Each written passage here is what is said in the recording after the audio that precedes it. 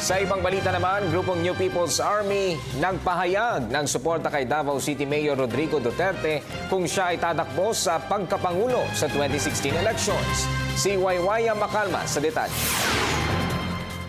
Bagamat hindi pa formal na dinedeklara ni Davao Mayor Rodrigo Duterte na siya ay tatakbong presidente sa 2016 national election, may ilang grupo na naghahayag ng kanilang suporta para sa kanya.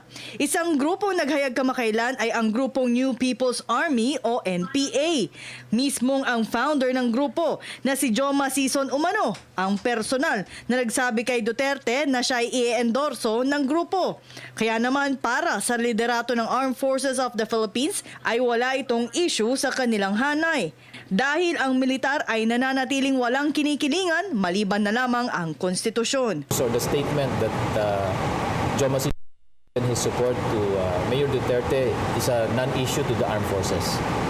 It's a non-issue because we have come to know the mayor as having the ability to work with all sectors of society, whether they be in the center, the left, or the right. So this is an ability that he has, or a skill, a political skill that he has developed through the years to serve his constituency and the government. Dagdag pa ng opisyal na hindi ito ang unang pagkakataon na nag-endorso ang grupo sa mga politikong tatakbo sa isang posisyon.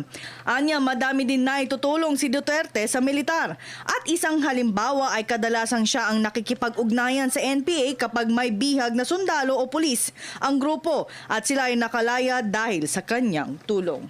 Noong nakaraang mga eleksyon, meron naman silang pinapanigan ng mga kandidato.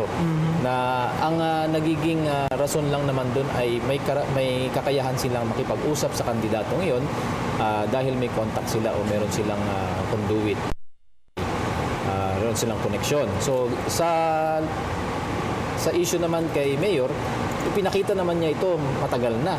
At hindi naman dahil nakakausap siya ng kalaban ay talagang panig na siya sa kanilang side, no? Hindi naman ganoon. Ang inaano lang siguro ni Mayor dito ay magandang na-endorso siya para ang kanyang gustong isulong na plataforma pagka nagkataon na siya ay nahalal ay para sa kapayapaan ng bansa. Para sa Telebisyon ng Bayan, ako si Waywaya Macalma.